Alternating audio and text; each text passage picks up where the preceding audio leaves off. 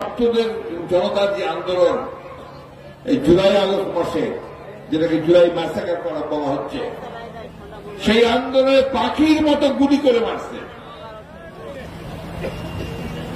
আপনাদের ঠাকুরগাতেও সেইভাবে গুলি করেছে। অনেকের চোখ বন্ধ হয়ে গেছে, 4 জনের প্রাণ চলে গেছে, বিসর্জন দিয়েছে, অন্ধ হয়ে গেছে।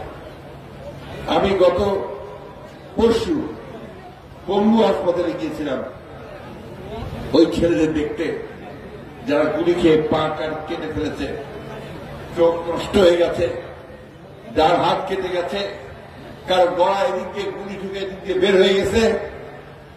এই দৃশ্য দেখার মতো না।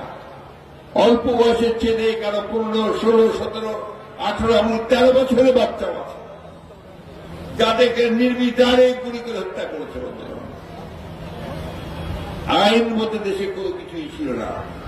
ওই উপর থেকে ডিসি সাহেবকে যে হুকুম করবে, তাহলে ডিসি সাহেব সেটাই করবে। ইউনো সাহেবকে যে হুকুম করবে, সে তাকেই করতে হবে।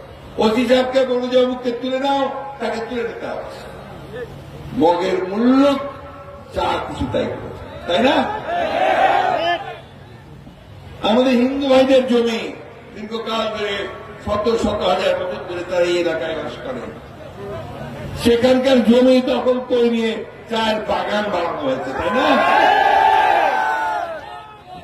বন্ধুগণ, কত নিচে নামতে পারে না।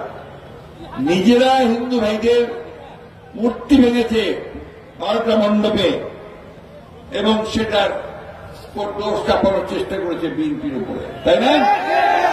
কিন্তু দেখা গেল তদন্ত করে তারাই বলছে যে এই মূর্তিগুলো ভাঙার পেছনে আওয়ামী লীগ দায়ী। এত অহংকার, এত গর্ব।